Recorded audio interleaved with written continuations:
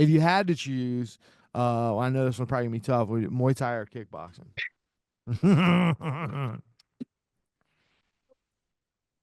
Kickboxing. Favorite knockout? My favorite knockout would be in the amateur scene against Joey Hernandez at Friday Night Fights, spinning back Okay. elbow. Fighter you looked up to the most coming up? Was Kung Lee. That's fire. I love that story. I'm so glad that we touched on that. Hardest fight of your career. So far, Lineker. If you could rematch anyone, who would it be? Lineker. Yeah, that's what I'm talking about, my dog. All right, bet. Best place you've traveled to for a fight? Overall, I would say Singapore. Man, I hope to God we could fight in Singapore. I've heard nothing but awesome They things. take 10% though of your pay right off the Oh, bat. that's cold So blooded. Damn. that wasn't too nice. Yeah, that's not dope. Maybe I don't want to fight in Singapore. Maybe we'll just Yeah, visit. Dream fight, past or present. Like if you could fight anybody, who would you want to fight? Sanchai. Sanchai. Yeah, I like it. I like it.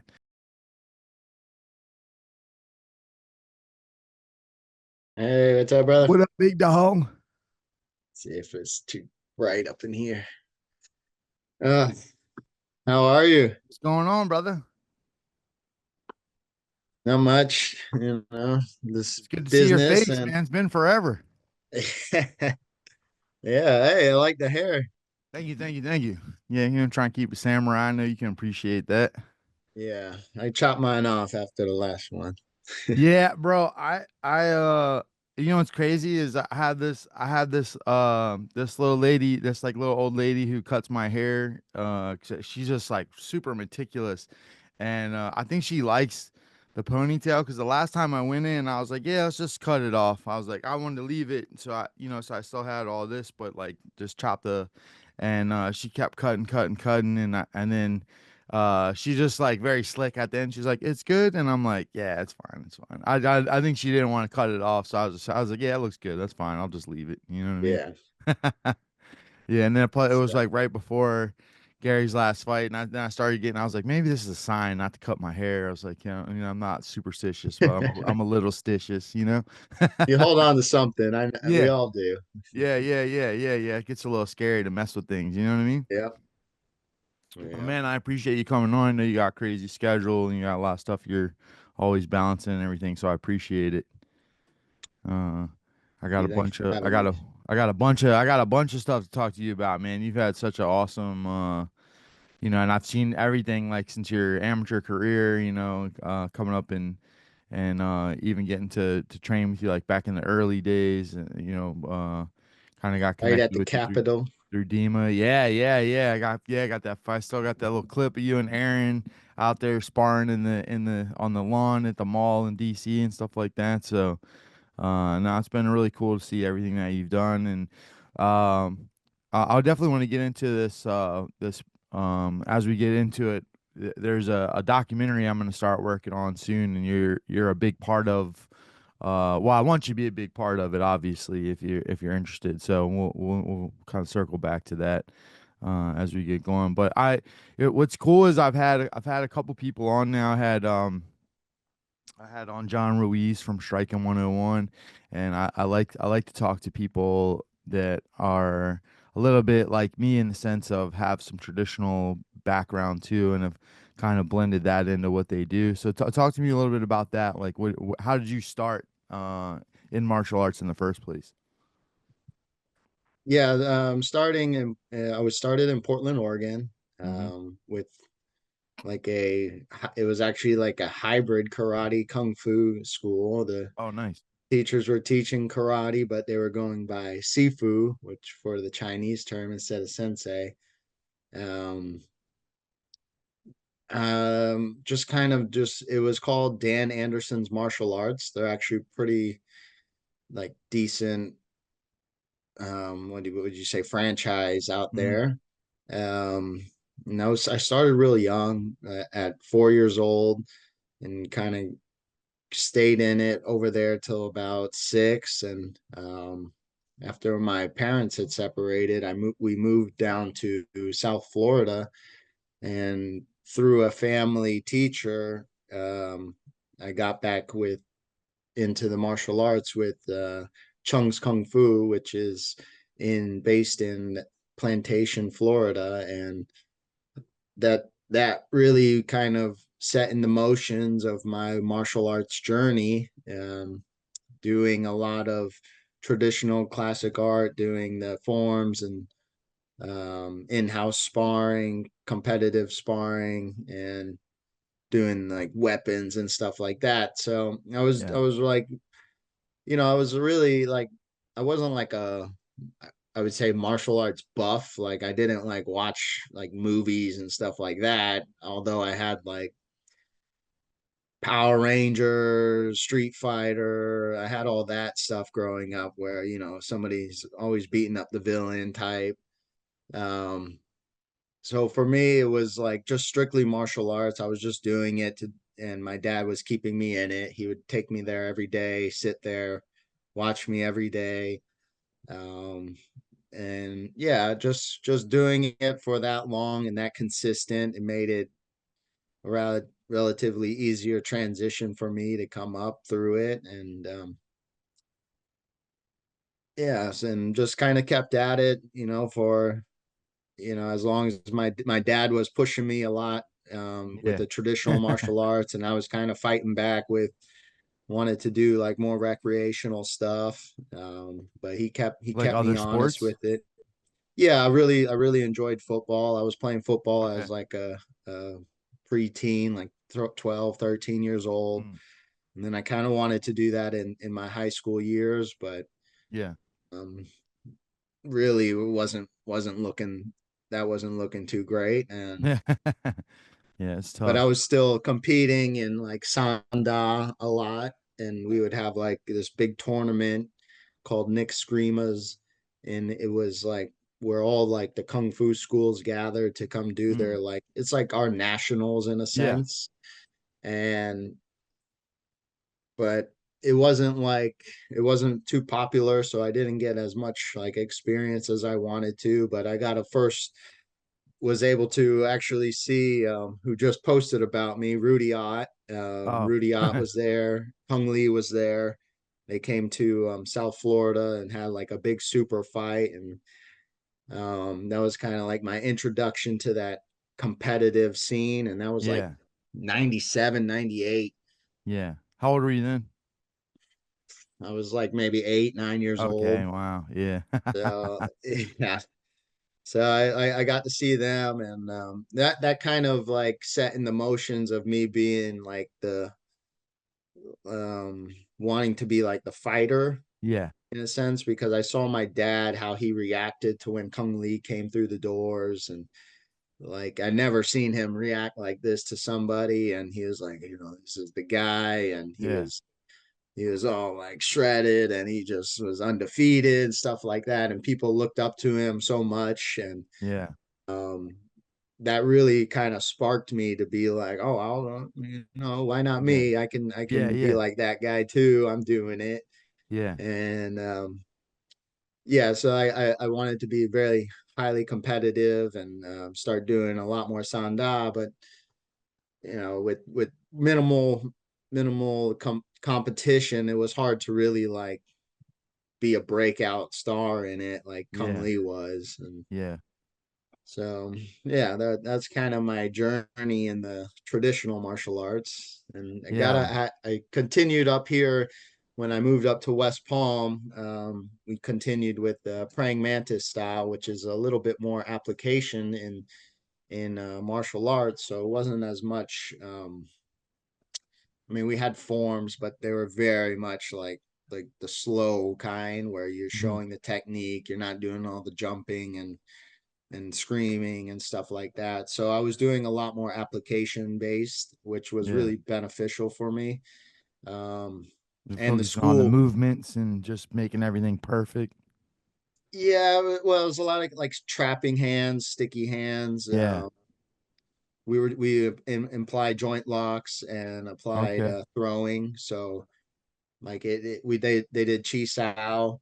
So that it was kind of a little bit more up my alley, although Yeah. I was kind of like teetering away from traditional martial arts as Hmm. like I was in my teens now. And wanted to be like in more of a social setting with other kids, and the martial arts really didn't wasn't really getting the kids anymore, and the Yeah. teens and stuff like that. So I just wanted to kind of be a little bit more with what my peers were doing.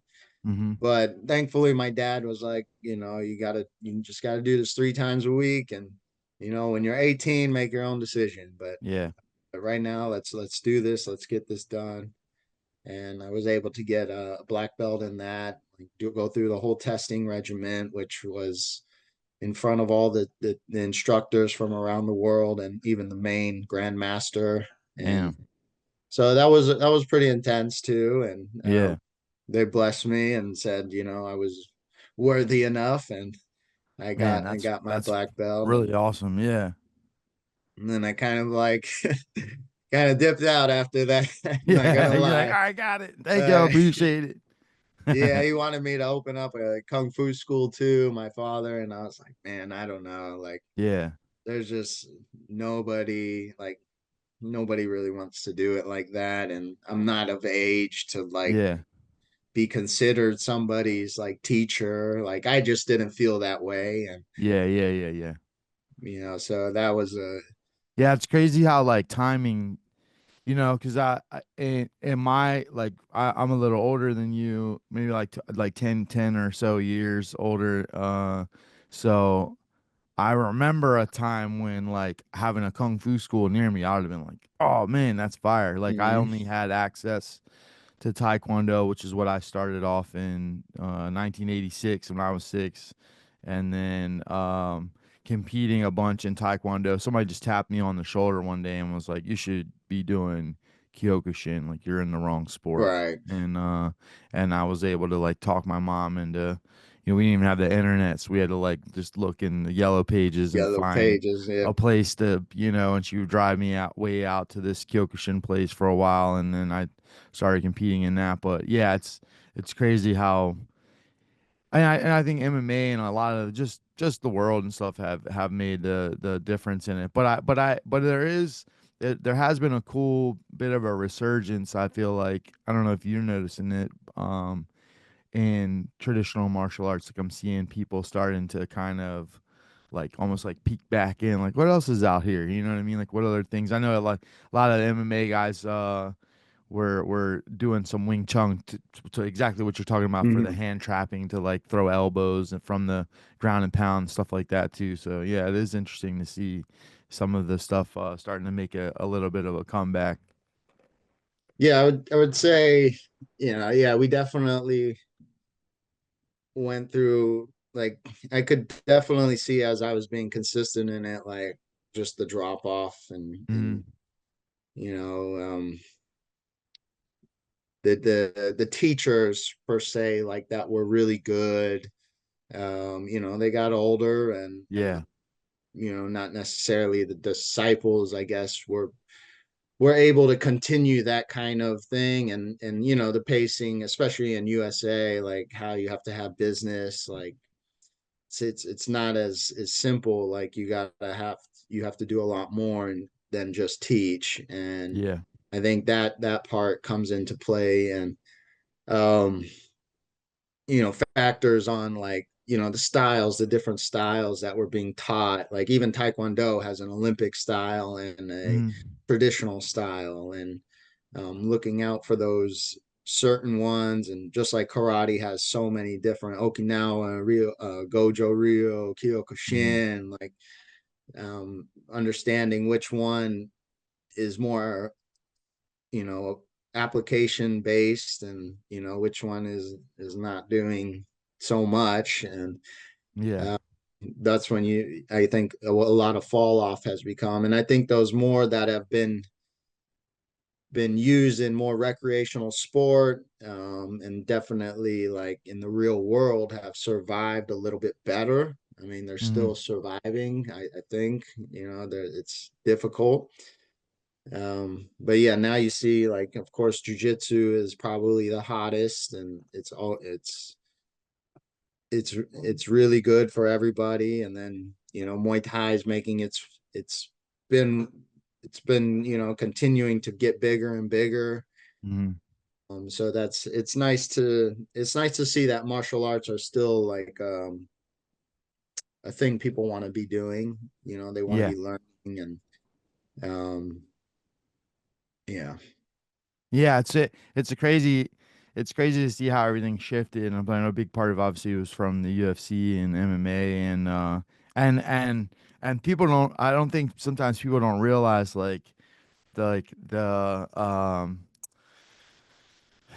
biggest like the gangster's move of in martial arts that has ever happened was jujitsu because of they like created the biggest commercial for it ever when they started the UFC because they were like no one knows this stuff, you know? So it was like they started this thing and they were like, all right, everybody out. It was like, and it was the movies that I grew up watching, where you're like, you get Enter the Dragon and Bloodsport, where you bring every martial artist from all over the world. But then there was just this style that nobody really knew. So it kind of changed everything. And it was this crazy, like, it definitely made everyone start kind of looking at what they had been doing and being like, damn, Yep. I guess I got to learn this now too, and yeah, it was a crazy thing. I as someone who grew up in, traditional striking martial arts, I was always like, nah, damn that. I don't need to know jujitsu, you know what I mean? But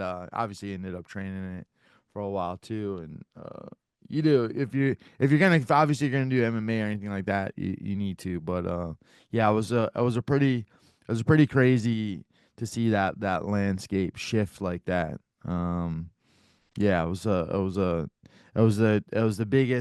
biggest marketing of any kind of martial art I've ever seen in my life, and it just kind of happened right in front of us, and it was hard to see what was coming until it had already just kind of taken over, and then even things like uh because people will come in and they'll be like, do you guys do jujitsu, which you've had off and on here, and I'm not currently offering it, just mostly because Mhm. it's more of a headache just to deal with keeping an instructor and stuff like that. But Same boat. there's people that have that crazy. They hear these things. Well, don't 90% of street fights go to the ground? And I'm like, listen, as a kid who grew up a knucklehead and had a whole lot of fights, and I'm not condoning or saying it's good or bad or whatever. I can tell you like two times I ended up on the ground.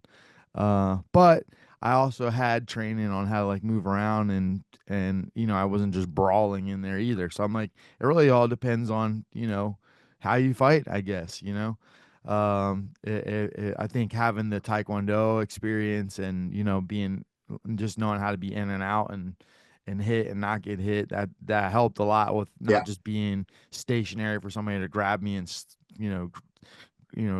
drive me into the floor and stuff like that. So, but yeah, it's interesting to see how it's all shifted, and I think it's definitely good for everyone to know a little bit of everything at this point.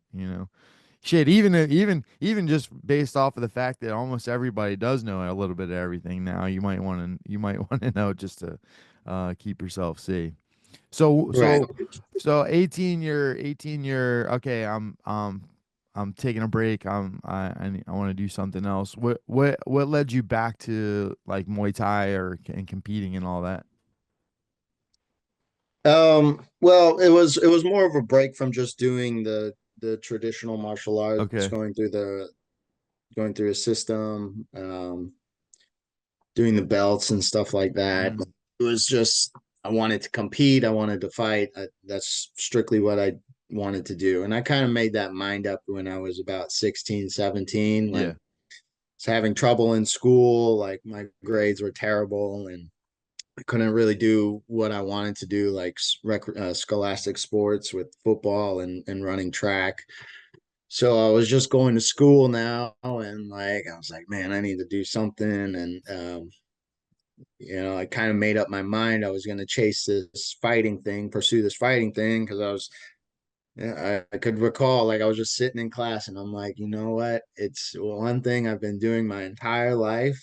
Yeah. I have a leg up in it, and like let me go after this because this football thing ain't gonna work. This track thing ain't gonna work. And like I gotta be so much better in my academics that I probably won't even see the field until I'm like a senior, if that's even possible.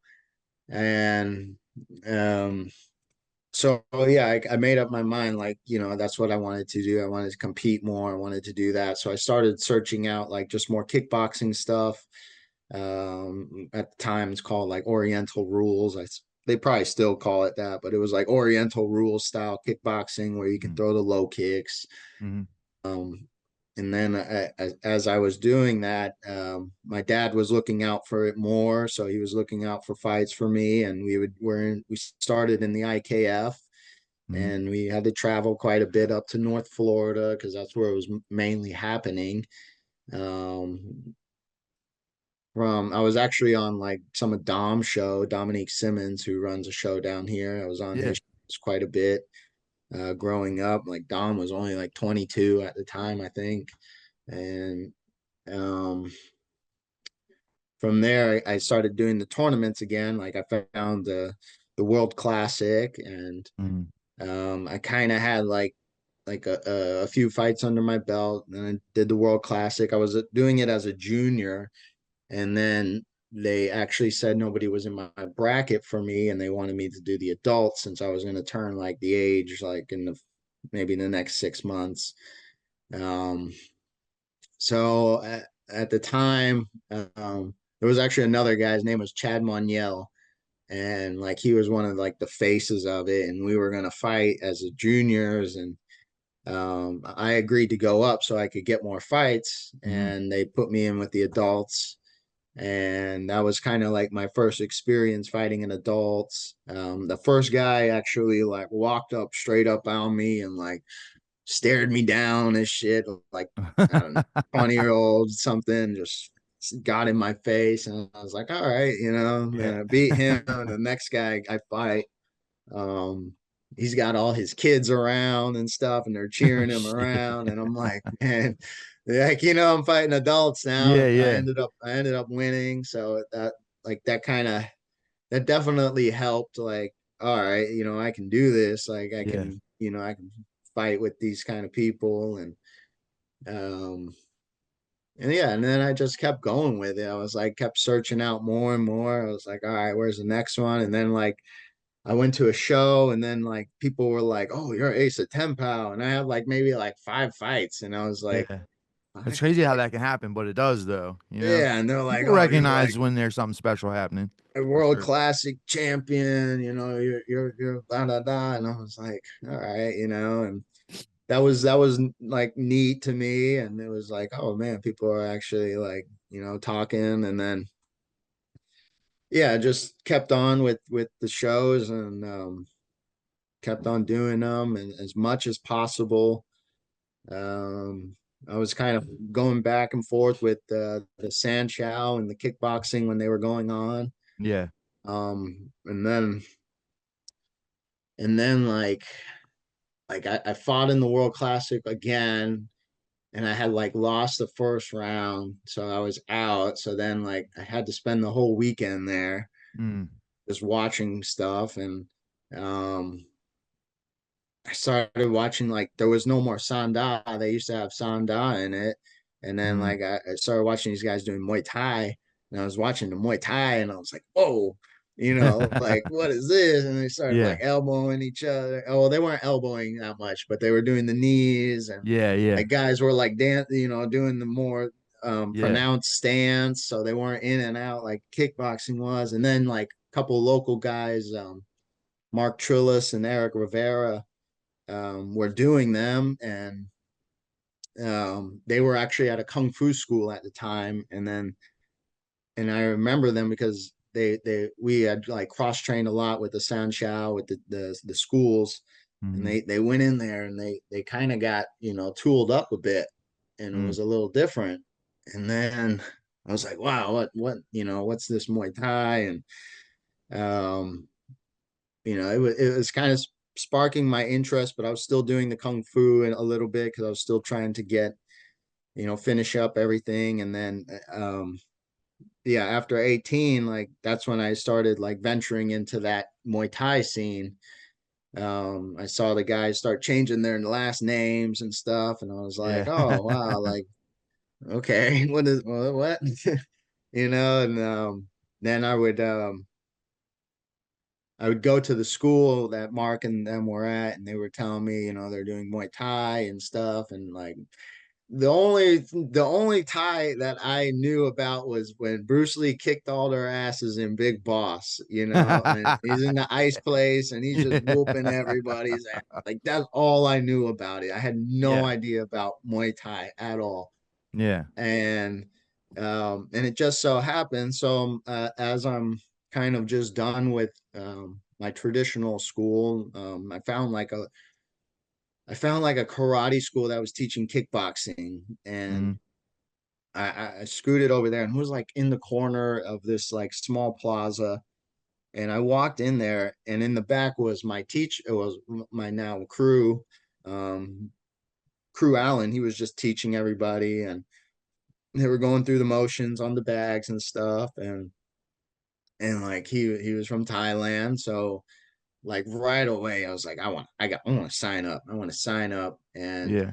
think yeah, I was still young. I was still like, sorry, I'm getting some of my time frame mixed up, but I was still like 17 going on 18, so I needed my dad to sign me up, Yeah. and he signed me up for the month. And I had a job at the time, so he's like, I'll do 1 month and then you got to pay for it, whatever.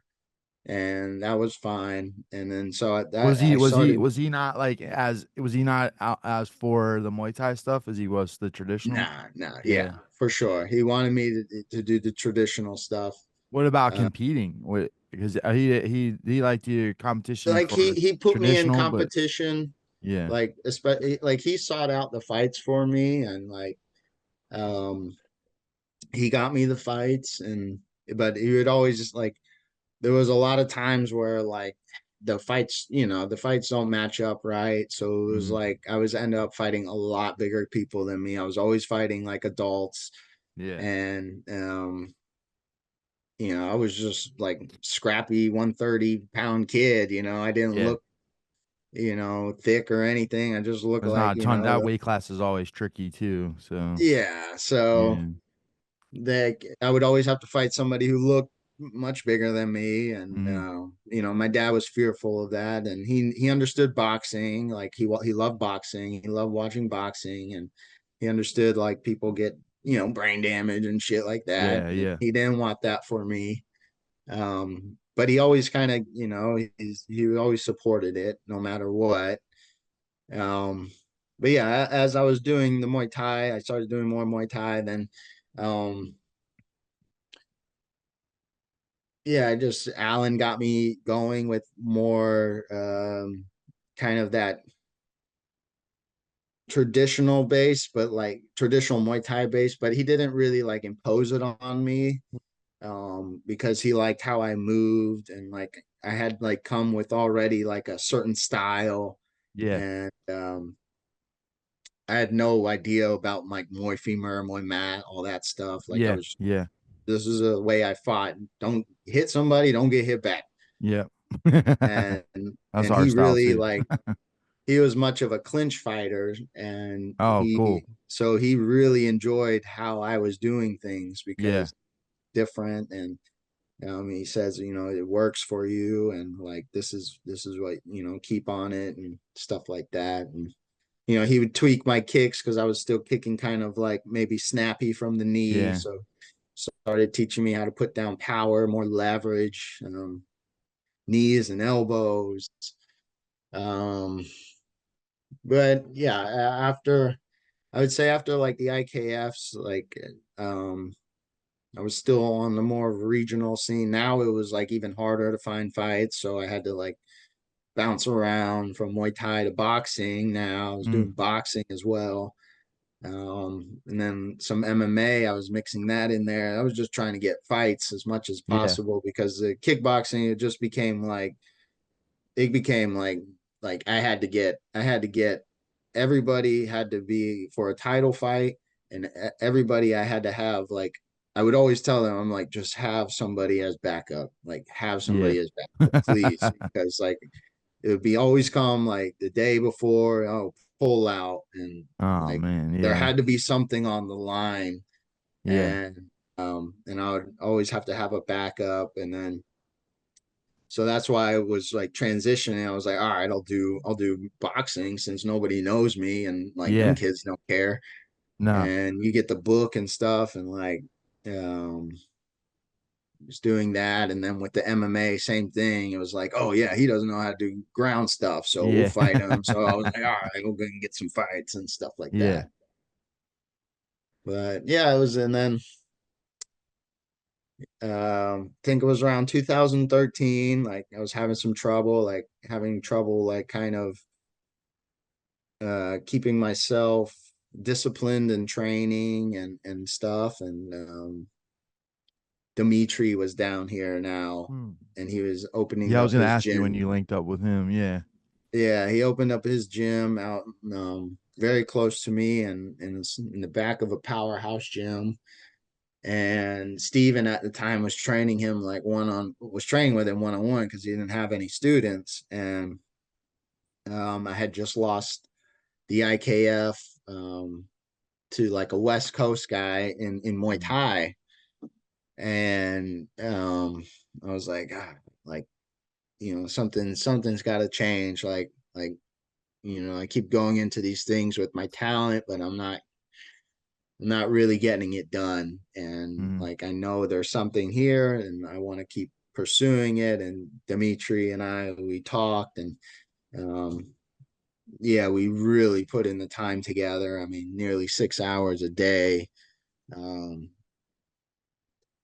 and we would just be training, and then he would just start to tell me about like the scene in New York. And he's like, yeah, the scene in Florida is ridiculous compared to what it is in New York. And Yeah. that's still true to this day. Yeah. And um, he would do things necessary for me, like reach out to other gyms to get me sparring. And we'd Mm. go and get sparring with different guys, especially because his brand was like popping, and he was getting that Yeah. Muay Thai Addict thing out there. And he knew all these gyms and these guys who did it. And so I would go around sparring, and spar a bunch of guys. And then like, he would call you up and say, hey, I got this guy, can he come up and get some rounds in? And Yeah.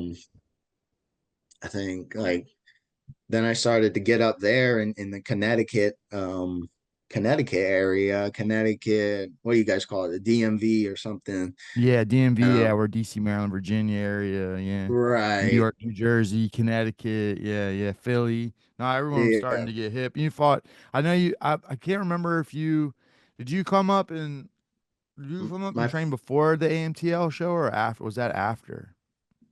I can't remember now. I think it was before.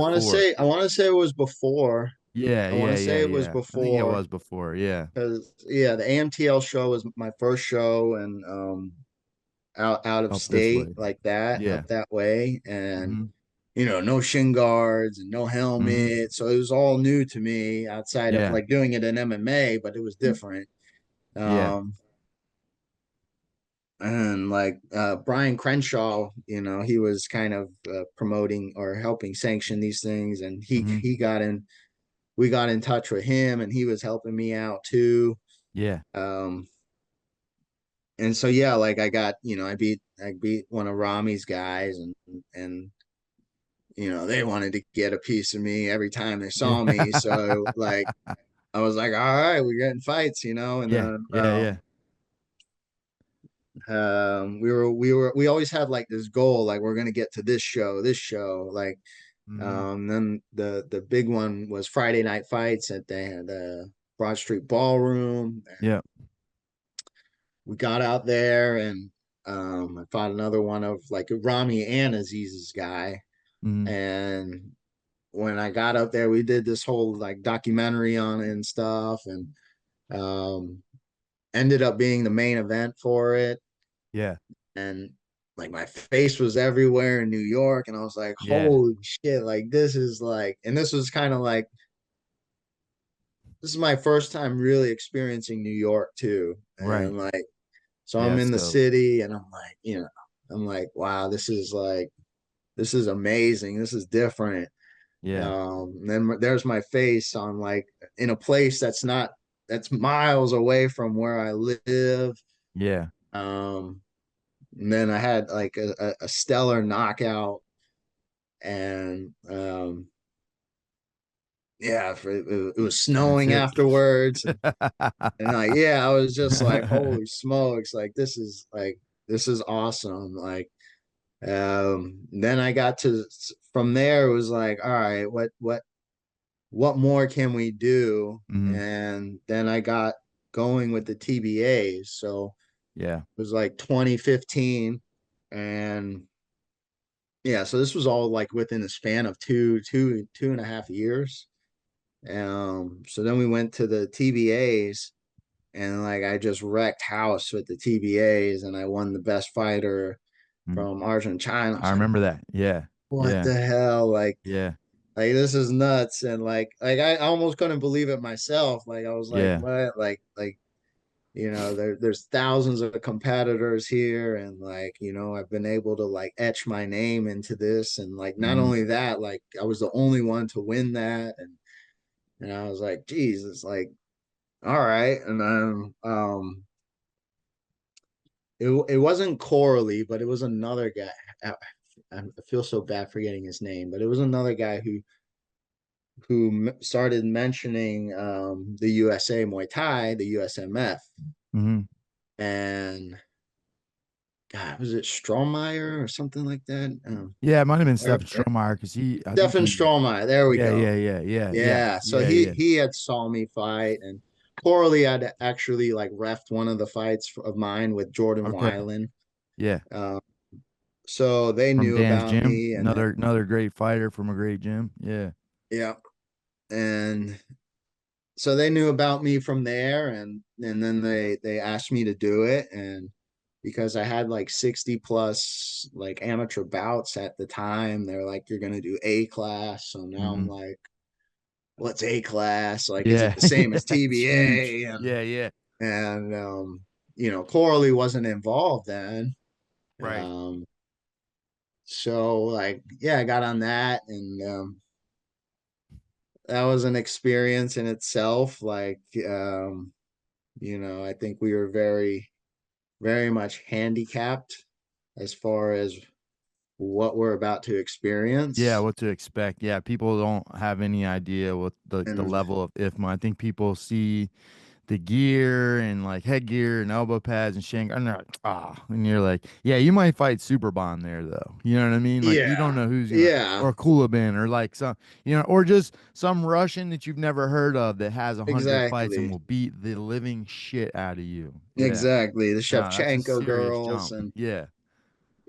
for it was a big jump. And like, I was a little bit like, I had trained good, but I was definitely like yeah, I just kind of came into the notion of like, yeah, I'm gonna do this like tournament again. And Mm, but now it's at an international level, so I knew it was gonna be a bit rougher. And but like, we came in really handicapped. And then um I actually got to watch Janet Todd yeah. and Brian, and Brian knew everybody. Yeah. And like, Yeah. and I was Everybody like, knows Brian. Yeah. yeah, everybody knows Brian. And then Hmm. Janet, like beautiful Muay Thai, just beautiful out there, just doing it. And I was like, wow, like there's still like more levels to this. And Hmm. um, getting out there, my first guy was I lost first round to Kazakhstan, a guy had like 200 plus fights. Yeah. Fuck. And like the refs were like, yeah, you did okay, but it's not kickboxing. Right. 'Cause I was fighting him with low kicks and shit like that, and like just spinning and stuff. And um, so that was like the Royal World Cup 2015. So, and being outside fighting and being in Thailand, Hmm. so it really kind of like started getting me like trying to figure out more and more like what's going on. And then like I was like, all right, I know I can compete on this level. I know it. Like Yeah. just didn't do necessary things that I should have done to, now I understand a little bit more. I understand a Yeah. lot more what's going on. I won't be as handicapped the next time I come through. So I went back to the States, and then I wanted to have one more fight just to get back into the swing of things back home. Did a Warriors Cup with Christian Tran, and Hmm. I think I'm the only one who has this trophy, but he actually made a Warriors like a cup. And Oh yeah, I remember that. Yeah, that was sick. and You need to I bring that back. fought. Yeah, it's sick. Yeah. I love it. I fought this other kid. I think his name was like Bino or something from Queens Muay Thai, and yeah, I ended up like kind of just not walking through him because he was a tough ass kid. Like he kept Yeah. getting up, but for the most part, like I outclassed him. And then I was like, all right, there's nothing left for me to do. Like it's time to go professional. And Yeah. lion fight was the thing, Popping and we off were right then. Yeah. lion fight was doing good. Access This is TV and stuff. 2015. This was 2015. Yeah, 20, yeah, that was like I feel like that was like the height. And so the documentary that I want to put together is about that like 2012, 13 era to like yeah. 2017. I feel like was to me it was The like the early, golden yeah, era of like American yeah. Muay Thai, which you were front and I was center at the, for. You kind of came in at the tail end of like yeah, the people that started it and then right, carried it right, on. So that's why I want you to be a right. big part of that. But yeah, Lion Fight was like it was like an attainable goal, but it was still Yeah, like if you made it, you had to do what you had to do to make it there. You had to yeah, win some shit. You had to have some a following behind you. You had to be a bit right. of a star, and you had to be able to fight. And because they weren't putting people on there that couldn't fight, and every fight on there was a fucking Yeah. banger. So yeah, yeah, definitely. I'm Well, excited to talk about that. Well, not always for you. You put some people down, but speaking yeah. of which, like to get on it, they wanted me to sell like 30 tickets, Yep, yep. and You're bought from it. Florida. Yeah. We just bought them. We Yeah, just yeah, bought yeah, them yeah, all. As much as yeah. we just like fuck it, let's do It's it. worth Like it. It's an whatever, investment. Yeah, yeah. whatever. Of course, Dima had a bit of pull with the shorts. Mm-hmm. So there was like things that helped. Yep. Definitely when they say you need a bit of luck, this is things that helped me push, and Dima was a big part of that to get me in there. Like because I had no way of navigating this thing anymore, and Yeah. I wasn't a who's who, and Dima's just like, yeah, I got this guy back here, and he's gonna Yeah. fucking do some shit, Yeah. and he was like my manager too. Yep. Um, and at the kind of the same time from 2015 16, I think I made my debut 2016 or 17. No, no, it was like 2015 twenty Yeah, I sixteen. think it Like was I made 2015. made my It was debut. I had two twice. fights Right. back to back, Yeah. and I decided to open my gym as well at the Yep. same time. And from there, like Lion Fight put me out in England to do this Mm-hmm. like number one contender match that for what it's worth, put a stale taste in my mouth because I went out there, and I feel like, to this day, I still got robbed from this fight. Yeah, I thought you did too. Um, and so like, and then like, yeah, the whole lion fight landscape was changing drastically. And Mm-hmm. Um, I I want to remember like the guy who ran Access TV actually passed away, and so it was like, yeah, we weren't getting that TV time like we used to, and so it was like time for me to kind of step aside from that, and I Yeah, it was wasn't crazy exposed. how it like and people don't understand that weren't that that's why I want to make this documentary because I'm like, man, you don't understand like how exciting of a time this was because Right now we have one which is awesome, but like this shit was on like TV that you could just put on real quick, like on Friday nights. Like it was a big Yeah, and deal. It was it very had accessible. Americans. It was people that you knew, you know what I Yep, mean? Like there was people from gyms that you knew, like, and they were, and then they were always a couple big fights on there with like international players. Like yep, it was really fucking awesome for what it was, especially at the time. yeah. And it gave everybody something to fight for. I feel like, even in the amateurs, it was like, all right, I'm gonna make my way to eventually fight an amateur online fight so I can get my foot in It the gave door you and the eventually path. turn pro. Yeah, Yeah, there was like yeah. a path, which eventually led to what kind of became your next step for a lot of people, or wanted. I think everyone was kind of looking at it like, okay, I got to go here, which is still kind of a wild transition for some people. Not for you. I don't think for gyms like mine either. But a lot of people were like, okay, I gotta get the lion fight so I can get to glory. Hmm. Like I gotta get Right. on Access TV, get my name out there, and then I'm gonna transition to glory, which was eventually what Yeah, you ended up doing. So what? Talk to me about that, like that transition for you as well too. yeah. That's got some stories too. We're from going from lion fight. Did I did one more show with Triumphant. So Mm-hmm. Triumphant had their like third card, and they asked me to do Mm-hmm. it, and they asked me to fight Nick Chastain, and Nick Mm-hmm. Chastain had like was a name in lion fight as well. Yep.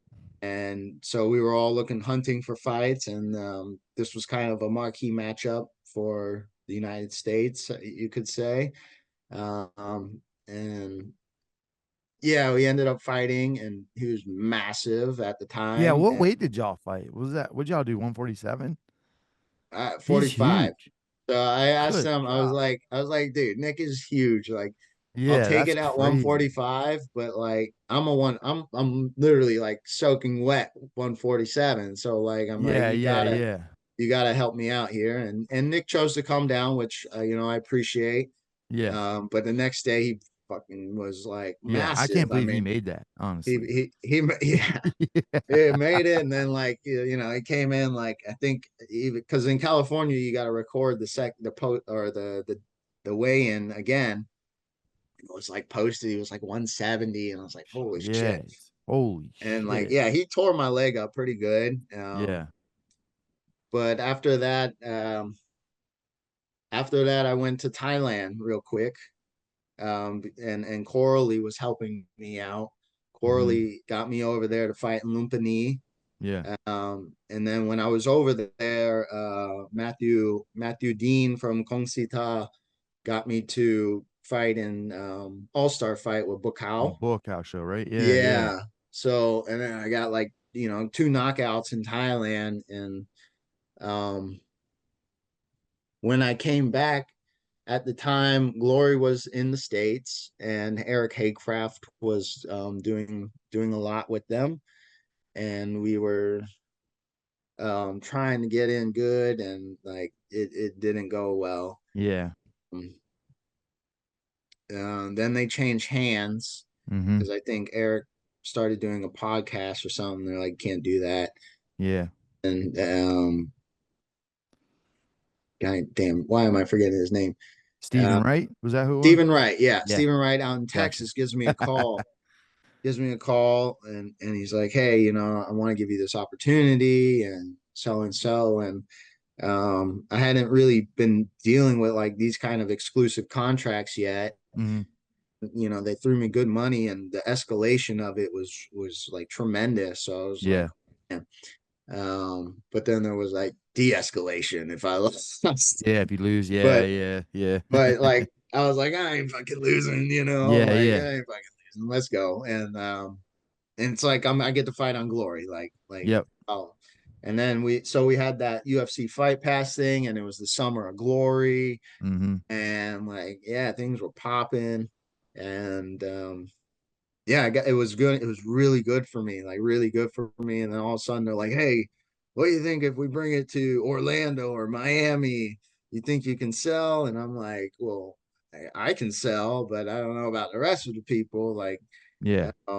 I mean, I've sold out events all the time in Florida, but just by myself. But I'm like, you Yeah. still like this is a lot bigger. Like this is Yeah. not like my It's local not some small bar or venue. something, Yeah. So I was like, I can do it, but you're gonna need help. And it was really cool. Like I got to be with Pereira. Hmm. I got to be with Pereira and see him. And I even like my wife brought it up to me because she was like, I remember you talking about Pereira. Like if he goes to the UFC, he's gonna crush everybody. Yeah. And I was like, Yeah. I've seen it. Like I was co-main event for him in Miami, and we got to sit next to each other. And I was just like, this guy is massive, It's and yet crazy. he's making this weight. And they're talking about like he's got like 7 kilos to lose in a couple days. And I was like, how? Like, what the hell? He's like spitting in a cup and he's like, ugh. Like, I don't Drama. know if he was doing his Chama stuff yet, but he was Yeah, just I like, don't think so. Yeah. and the guy who's with was with him all the time. Yeah. And we rode in the car together. Like, yeah, it was like pretty neat. And then Badr Hari got back into the mix, Hmm. and yeah, they got Badr Hari in there, and all of a sudden, like I'm gonna be fighting on Collision 2, and like I got that bout, and I got to go out there and like really see the superstars of Europe, and that whole thing was actually really cool because like all of like the Netherlands was talking about it. Like it was like the Yeah. only thing to talk about. Yeah. And that was to me was really different. Like it was like, Yeah. man, I was riding in a taxi and there it was. And I was like, wow, like this is incredible that I get to be a part of this. And they're like sold out 30,000. I'm like, big ass. Like this is Yeah, like and it's arena. crazy. I think you can understand why they like when John Franklin was with them, because they kept Yeah. just changing Yep. shit up. And I think Eric Haycraft had great intentions. But I Yeah. but he didn't I don't feel like he put on people the way he could have. And I think that I mean, I know, we're not supposed to talk about certain things or whatever, but I'm just gonna say I feel like he could have done more for Glory during his time with them, and I feel like he was kind of making them feel like there weren't any fighters here. And then I think when Steven got involved, it was obvious that there were, because he got you, he got Paul, he got I know I tried to help Elvis and Yep. Primo get connected with them. And there was guys here. I mean, there were guys here, and I think they were also struggling trying to find places to go. I think Florida ended up being really good for them. I was trying to get them to come here. They came to Virginia twice. We fought on both of those shows. The second one they did, Virginia fucked it up because they were like calling fights bad, and just they were scoring it like Muay Thai, Mm-hmm.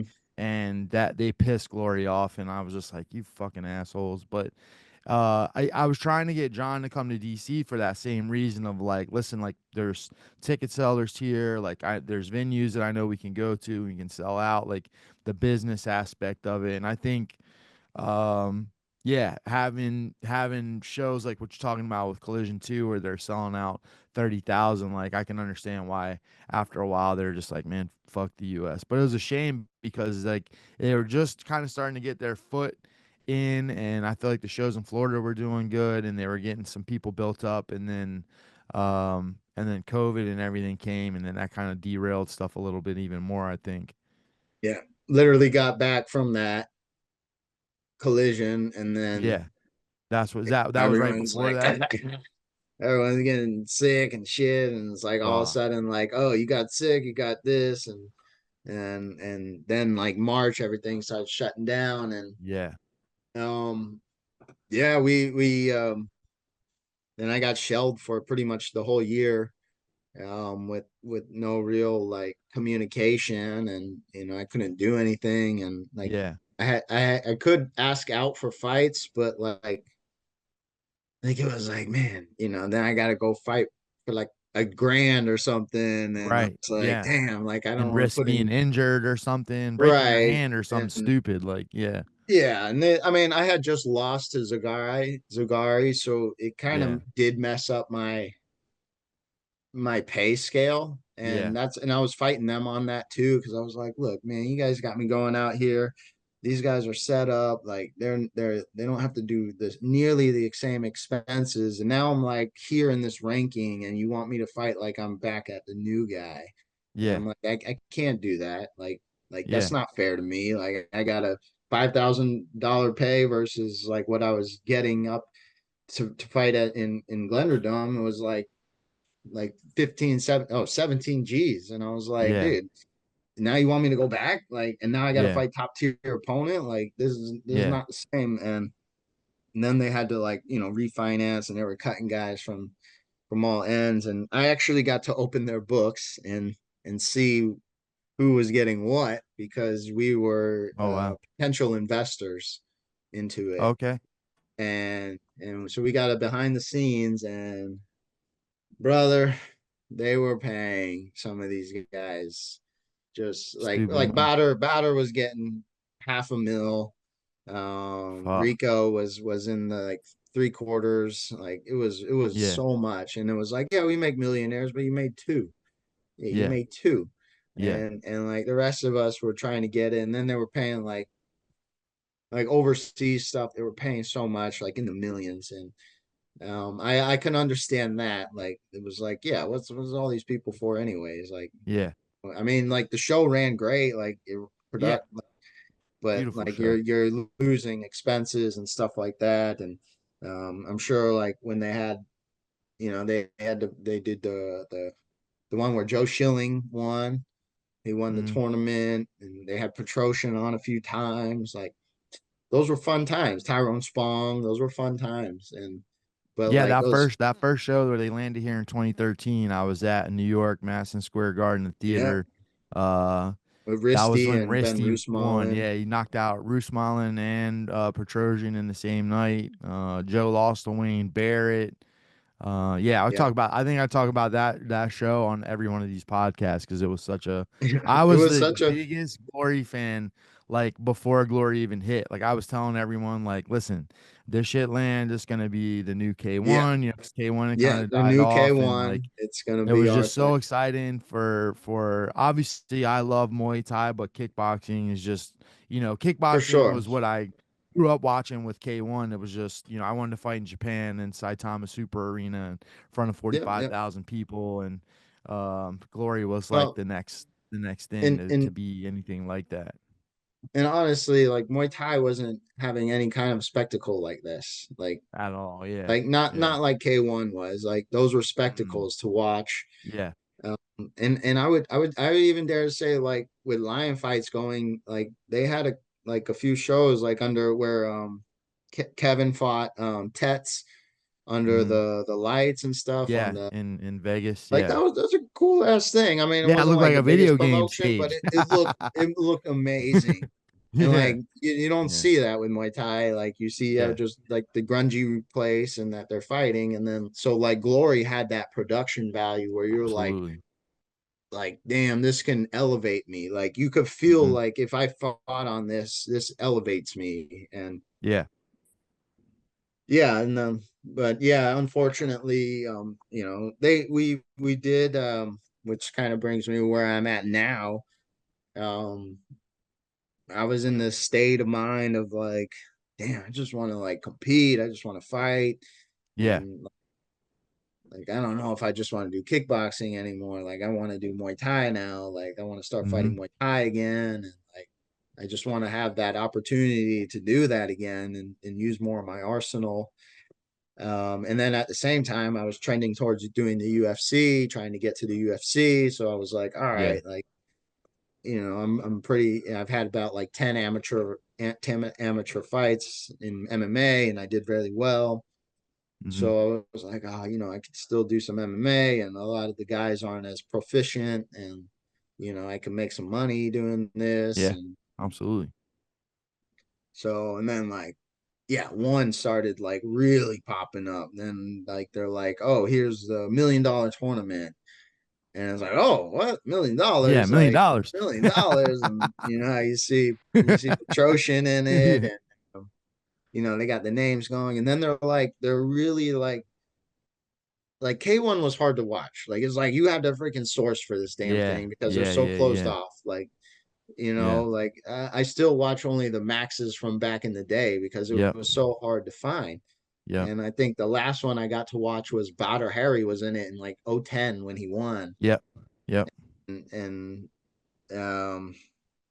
so one's like you watch it on the app, It's accessible. Yeah, the yeah. accessibility of it, and you can get it right then and there. And I remember I was at the IFMA fights and I was just watching one and I was Yeah. watching, you know, no Nongo doing his thing. And then Regan and Sergio Wilson left Lion Fight Yep. to go do it. And then like Wilson fought Rod Tang at the time, and then Ursel was just destroying everybody. And I was like, man, like, okay, these guys are doing something, but I knew one wasn't nearly what it is now. Yeah. Um, so I was still figuring it out, and then um, I got a manager because I wanted to stop doing my own shit. Like I was like, Yeah. I want to. So I got with Sucker Punch, who I known was actually affiliated with Brian Crenshaw, and I brought Rose in to do a seminar at my gym, and Hmm. the manager came, and then so I got to really speak with him and stuff, and then so he started me going on this Titan FC. We started to do the MMA, and he's like, "Oh, where do you want to fight?" And he's like, "I got these three places we can do," and I was like, "Oh, Titan FC sounds all right. Like it's right in my backyard. Yeah. I can bring people to come watch, and I think it'll be more beneficial." Titan FC, oh my god, like run by the hooligans and shit. And like, I was Shit. like, I need to get out of this. Yeah. Like for one, I'm not fighting anybody like worth a damn, and then like two, like it became like the karate combat guy now, the president. Yeah. So he had his hand in it, and it was Okay. just him and I don't have a we really don't see eye to eye. Yeah. Yeah. And he just started manipulating this whole thing and causing people to do stuff and like calling me out on Instagram and stuff like that and like making these posts and stuff. And Damn. it really turned me off because I was like, why is this like company even like giving into this? Right. Like how are you even allowing this to happen? Like the stuff that he's saying, and then like back minute fights, like throwing his guys just so he can get me and stuff. Like it was just a whole thing. And then so I was like, I want my release out of this. Like this is bullshit. Like I know the promoter and this guy are really good friends, so I just want out. Like I don't want to deal with this shit. Like I tried my hardest to get out of this swamp that is Yeah. Florida. I don't want to be back in this thing Yeah. like Yeah. this. So then I was like, you know what? Like I want, like, these last two MMA fights lasted maybe 5 minutes for me, and I was like, man, I need to get down again. I need to throw Yeah. again. And Glory was starting to get its things rolling again, and I was like, all right, do I want to do just kickboxing with Glory, and do I want to? I knew one wanted me because they had reached out, so they were reaching out with offers, and I was like, well, okay, let me just pass it along, tell this guy, and then let's see if we can negotiate, see if we can get these two to play for me. And they Yeah. did, and it started getting up, money started getting higher, and then ultimately one was going to pay me a lot more. Yeah. And they were That's awesome. also saying that I was going to be able to do the other stuff too, which has not happened, but Yeah. uh, Fuck. So but you which did have it in. You did. Well, was it so when you started off your talks with them about fighting? You had it in there that you were potentially going to fight other places too. No, it was just like I didn't want to fight anywhere else because I knew the brand was just Yeah. there wasn't going to be anybody else pushing me like this or Right. actually giving me that stage to where I Yeah. could. And then they got with Prime, right? So they Yeah. got Which with is incredible. Amazon Prime. So I was like, oh, that's where the money is. Like they just Yep. got a shit ton of money to do Yep. this. So let's let me see what's up. And then one Glory didn't have Fight Pass anymore. So Yeah, I I don't knew even know like I how to was watch Glory anymore. It sucks. yeah, and they were like changing marketing or video hands and video land and this and that. And I was like, it seems like they're just gonna stick in Europe. Yeah, And yeah, um so yeah, I did we negotiated. Ultimately one gave me the best offer. They said I could do MMA in house as well, oh, and nice. Okay. so, but the contract was much lower Yeah, um, than what I'm getting paid for Muay Thai. Um, so yeah, like, and then like yeah, things just started kind of going, and um, first fight was rough. I had a yeah, fight that they kind of threw at me quickly, and I wasn't as prepared for it, and caused a lot of damage mm, to my eye, which is still to this day. And from there, like I was like, oh, I gotta make changes and go out to Thailand and do my thing, and yeah. did that. Got two back-to-back fights. Got the 50 G's. Was in my bank account within a fucking week.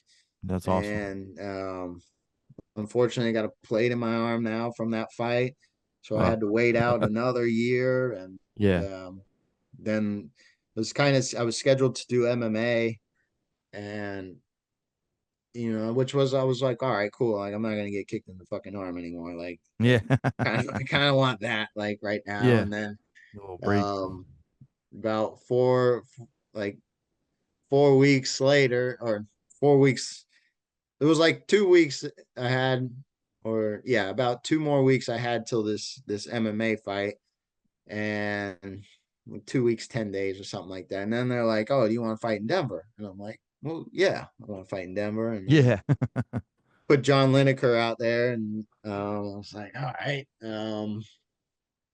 I wasn't doing like, I guess, a Muay Thai camp for it, and yeah. I was doing MMA You're and thinking MMA. Yeah, shit. doing a lot of wrestling. And That's a big difference. Yeah, yeah, so they put that in front of me, and like for me, it was like an opportunity, and I felt confident in myself, and yeah, didn't maybe take the necessary steps in going out to Thailand like I should have. But it would have been hard because I would have only had to do like 3 weeks out there, and then come back home, and then go to yeah. Denver. Time change and then Denver time Yeah, change so and I was like, elevation. I Yeah, don't that's a lot. know. I don't know how like I'm gonna be able to do this like Yeah. correctly. And but it's Plus, he's more of a Denver. banger anyway. You're probably better off sparring with Luis. Yeah, yeah. Like I mean, I got good sparring. Yeah. But as far as like, nothing to those guys down there, and Henry Hoof and Nick Lenz. Yeah, yeah, Like yeah. I was doing grappling. I was doing a lot of grappling. And Yeah, yeah. Yeah. Which when makes I sense. If when you're thinking MMA, you're gonna focus on what you right, don't do all the time. Yeah. No, I get right. that. And Yeah. their regimen as far as Thai boxing goes is it's not there. Yeah. It's Yeah, yeah. different style. So, they did their best to me, and like, I gave my best to them, but ultimately like I should have probably done more weeks out in Thailand if I could have, Hmm. just to get the body necessarily correct for it, and get, Yeah, I the understand. conditioning down and all that, and go through all those trials and tribulations. Like, they grinded me, but it was different. And plus I was Yeah. home, so I had to deal with my business as well. And Hmm. so now I'm actually going out to Thailand now. I'm going out a few days here to go get some Nice. training in. Where are you going when you go out? I go to Sitsong Pinong. Oh, sweet. Yeah, okay. Yeah. So Yeah. Hell of it's a I gym. like that. I like that gym. It's Yeah. small. The guys are a bunch of killers, and I Bunch of love Sita killers. Chai and Hoang Yeah. Chai. Great mixture of styles too. I know they have good boxing there too. They do everything. Clinch, obviously. Uh, Muay Femur there you're gonna get, and yeah, Yeah. that's great. That's really good. Yeah. So how did you? how did you end things with Glory to go to one? Did you, or was that already, were you already out of Glory Yeah. to go for Titan?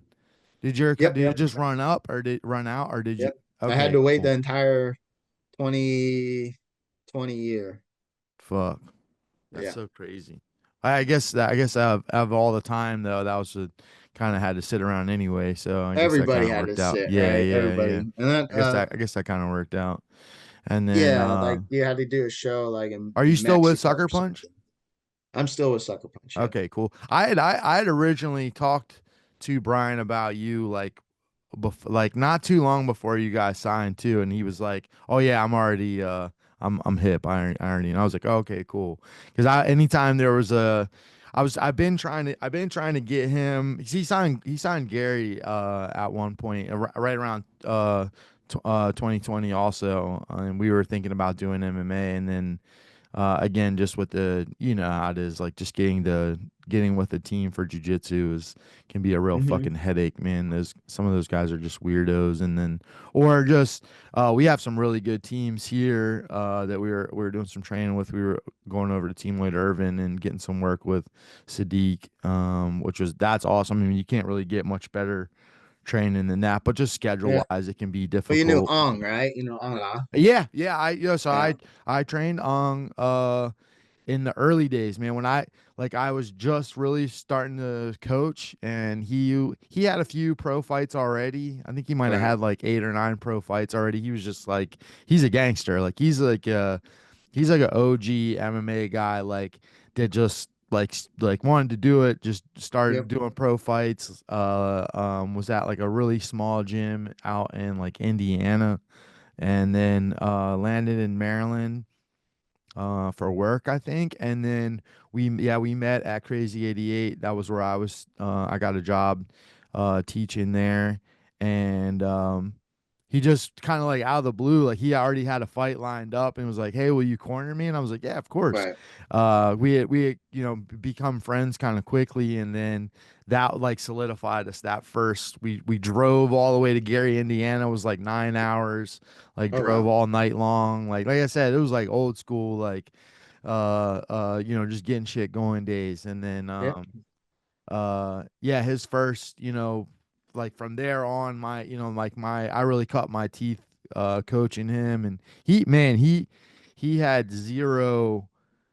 We're coming from where we come from in Maryland. Like there's a bunch of big shows that we have access to, but they're not doing you any favors. Like for the most part, if Yeah. you're on them, they're bringing you in to lose. Like Ring of Right. Combat, CFFC. Even I hate to put them out there like that, but that's just that's just the business model of all Yeah. these That's the business shows. model. They Yep. have their guys that sell tickets that they're Yep. trying to help get to the Yep. UFC, and that's just part of the game. And then our strategy as Marylanders has always been to just disrupt that as much as possible. You know what I mean? Come in and fight the odds. Fight the people that are usually have way more fights and have the crowd on their side and all that shit. And Hmm. yeah, Ung went through all that, and I was always so happy to see his success. When he ended up going down to Florida not too long after I opened up Level Up. So I left 88 in 2013 and opened up the gym, and I couldn't bring him with me at the time because he was working there, and even though they paid us like pennies, like they literally like it's disgusting like what they paid me and Angla to work there. But I was so happy that he broke free eventually and had all the success that he had. He deserves nothing but the best, man. He's as you well know, you mean you've spent more than 10 minutes with him, he's Yep. like the greatest guy ever. Yeah, you guys have trained uh I mean, you're probably not like training together because he's a different weight class, but you guys are in the same rooms and spending some time together a lot Yeah. more When recently. Yeah. yeah, I've known him for a little bit now, and Yeah. actually for the Denver fight, we hung out quite a bit. I stayed in the Nice. Airbnb with him and Yeah. did all that stuff, and um, so that was nice. And we got to hang out and shoot the shit, like Yeah. So that was a good change of pace in the fight camp, especially a week leading up because I'm usually by myself on a lot of these things. Yeah. Um, so that was cool. I know, man. I keep we're waiting to see like when we're gonna get our shot. Gary did this Road to One tournament, and at first, because they do these Road to One tournaments where they have just like a regular 4 man, and they don't do it all in one night, which I kind of wish they would because I like that style. That usually works out good for us, and but either way they'll usually do like a 4 man. They'll do 2 shows. They'll have the 4 guys fight, and then the winners fight, and then the winner of that gets the contract. And with this one, they did one in New York, one in Canada, one in the UK, and one in Mm, Australia. And then the winners fight the winners, and then the last 2 winners mm, fight each other. So I'm like, man, that's mm. to me, I'm like, that's like the best way to get there because not only you're gonna get some international experience on the way up, but I feel like you really earned your spot, not just Yep. like because I hate to say it, but if one of these shows wanted to help somebody get there, they could put one guy in that they know could win and then 3 guys that probably won't. Like if they wanted to Hmm. organize it a little bit, not saying that anybody does, but it's possible. Obviously, Warriors Cup never would do anything like that. So they only put on hard fights. But yeah, I was really excited about the prospect of it at first. Now it's just turned into a complete clusterfuck because we're in the finals. Like the Canadian guy wouldn't even fight him. So the semifinal fight, the guy from Canada is like, nah, I'm not gonna. He just pulled out of the fight. So that sucks. So we go on to the finals, which is cool, but we didn't get to fight our way into it. He won both of his U.S. fights by first round knockout. So at least he had that solidified. Like, okay, he's top guy in the U.S. for sure if you're Right. looking at it that way. And then the winner on the other side of the bracket, this guy Joe Welch from the UK, just tells Warriors Cup one like that was supposed to be this last weekend, which might actually now that I'm looking at it, you know what? It honestly might have worked out for the best. That just now hitting me. So yeah, holy shit. That's actually kind of crazy now that I think about it. But so yeah, so Joe Welch was like, I'm not available for February, which is to me is insane because I'm like, what do you mean? Like this is the last fight. We spent a whole year Right. doing this shit. Like this is to get to one FC. Right. Like what else do you got going on? Yep. So and he booked a big international WBC title fight for May. So I'm like he's working this situation for as much as he Yep. can, Yep. which I don't blame him. Like we only get so many opportunities in our sport to Right. get these big shows and stuff like that. So I understand. I'm definitely not hating on him for it. But yeah, what's crazy is so we took they offered Gary this fight this weekend with Powell from Kings, who I've known for a long time. He fought my guy Patrick Rivera on that first East Coast Lion fight. They fought on the undercard in the Hmm. Amis. He's been a lion on for the in the East Coast scene. Was one of the big names in Friday night fights as well Yep. too. So I knew it would be a good fight. Gary got really fucking sick last week. Like uh couldn't train. He didn't train literally the entire week. He literally was just in bed. Couldn't hold any food down, was throwing up, like just so I don't know what got into him, but he just really fucking sick. Um and no excuses. We didn't pull out of the fight and we showed up there in that condition, still prepared to do he's still prepared to do his job, and it ended up being a draw. And it's like I said, it's just now hitting me that I'm like, man, if Joe had been prepared for Mm. this show, like then we would have had that fight against him like that, which would have really sucked because yeah, if it had been ended in a draw, like who knows what then we're still in the same position with the contract. So yeah, shit, maybe things really do happen for a reason. Uh but it was sucked because there was a lot of eyes on this fight in general, just because of where he's at in this this part of the tournament and everything. And then I think I don't know if I'm even supposed to be telling people this, but the zone is looking at potentially picking up Warriors Cup. Um, which would be so fucking awesome. And so there was a lot of eyes on this show, and it bums me out that every and I we got a lot of compliments for Gary's performance and everybody. And I'm like, man, you didn't even see like that was probably like 50% of Gary. You know what I mean? Yeah. Like it's you know if like when you're off like because of sickness or something like that, and especially somebody that fights like how you do, you're a fucking showman, bro. I love watching you fight. Like since the very first time I seen you fight, since I seen you shadow box, I was like, this guy's it, you know. Uh, uh, you want to see like the whole show, So you know what I yeah. mean? So Yep. I was bummed that I feel like people still gave us a lot of love for the fight and everything, but I'm like like you didn't really get to see like how he really like really looks. We even Chris Tran actually hit me up yesterday and said that Phil Nurse hit him up and was like, "Who's this kid?" He was like, "Man, he's really good. Like, he's got some things to work on." I'm like, I'm telling you, he was sick, but I mean, but we do. There's always things to work on in every fight. There's no that's he gave all praises and actually interested in like training Gary a little bit sometimes. So we're definitely will take him up on that. Any kind of gems we can get from any of the greats like that. I feel like you always gotta jump on those opportunities. So we're gonna try to line that up as Right. soon as we can.